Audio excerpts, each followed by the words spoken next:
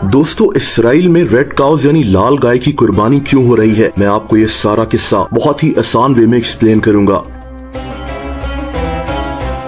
इसके लिए हमें मस्जिद अल अक्सा के मुतालिक जानना होगा। मस्जिद अल अक्सा यरूशलेम में मौजूद है और हम मुसलमानों के लिए एक बहुत इम्पोर्टेंट जगह है। हम मुसलमान इस जगह को खाना काबा और मस्जिद नबवी के बाद सबसे ज्यादा मुकद्दस मानते हैं।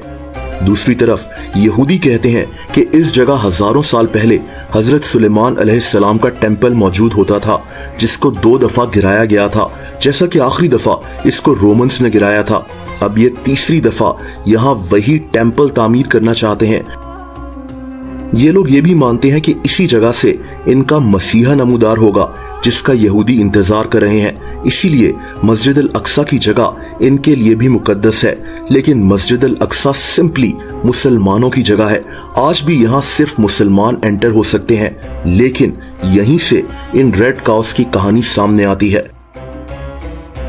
दोस्तों, सितंबर 2022 में अमेरिका से इसराइल 5 गायें मंगवाई गईं। ऐसी गायें जिनको दुनिया भर में तलाश किया जा रहा था और फाइनली इनको ये गायें अमेरिका की स्टेट टेक्सास से मिल गईं। ये तमाम गायें बिल्कुल सुर्ख रंग की थीं। इनके जिस्म पर एक बाल भी ऐसा नहीं था जो किसी और रंग का हो। इनके पांव यानी खुर भी लाल रंग के थे। इसीलिए ऐसी गायें ढूंढना बहुत मुश्किल था। इनको रेड हाइफर्स कहा जाता है। ऐसी गायें जिन्होंने कभी किसी बच्चे को पैदा नहीं किया और ना ही इनसे कभी दूध निकाला गया। हर गाय की कीमत $1,00,000 थी। लेकिन इसराइल में मौजूद यहूदी ऐसी गायें क्यों ढूंढ रहे थे? दोस्तों, जैसा कि मैंने आपको शुरू में बताया कि यहूदी मस्जिद अल अक्सा की जगह एक टेम्पल बनाना चाहते हैं। लेकिन यहाँ यहूदियों से ज्यादा हमें ज़ायनिस्ट का वर्ड इस्तेमाल करना चाहिए। एक आम यहूदी को तो शायद इसकी इतनी फिक्र भी ना हो, लेकिन जो यहूदियों की नेशनलिस्ट मूवमेंट है, जो ये सारे काम प्लान करते हैं, उन्हें ज़ायनिस्ट कहा जाता है।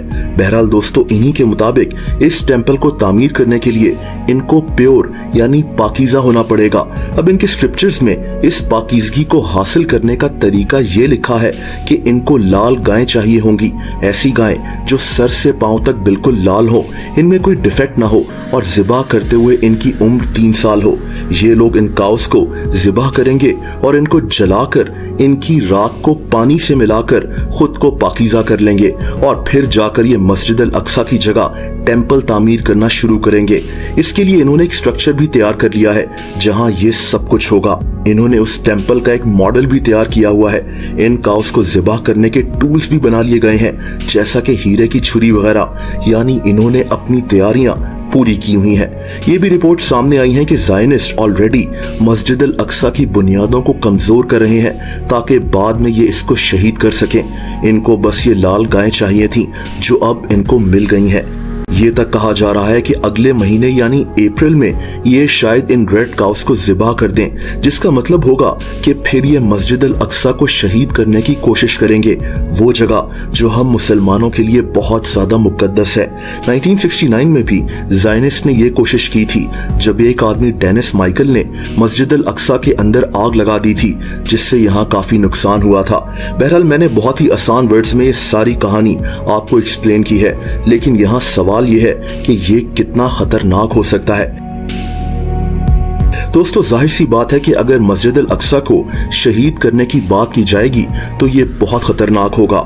यहाँ तक कि हमास ने इसराइल के खिलाफ रीसेंट जंग की एक वजह ये भी बताई थी कि ये लाल गायें इसराइल में आ चुकी हैं और अब ये लोग मस्जिद अल अक्सा को शहीद करने की तैयारी कर रहे हैं। लेकिन आप सोचें कि अगर इस मस्जिद को शहीद करने की कोशिश की गई, ऐसी जगह जो हम मुसलमानों के लिए बहुत मुकद्दस है, तो इसका रिजल्ट क्या होगा? जाहिर सी बात है कि दुनिया में खतरनाक जंग शुरू हो सकती है। 2 अरब मुसलमान इस पर अपना रिएक्शन देंगे। बहरहाल मुझे नहीं लगता कि ये अभी मस्जिद अल अक्सा को शहीद करने की कोशिश करेंगे। इसराइली हुकूमत पर ऑलरेडी बहुत प्रेशर है और ये शायद अभी मस्जिद अल अक्सा को शहीद करने का प्लान ना बनाएं। ये भी कहा जा रहा है कि इन काउस को अभी ज़िबा नहीं किया जाएगा, क्योंकि इनके कुछ लोग मानते हैं कि गाय की एज 3 साल से ज्यादा भी हो सकती है, तो शायद इन काउस को बाद में ज़िबा किया जाए। खैर, आगे क्या होगा वो तो अल्लाह ताला ही बेहतर जानता है।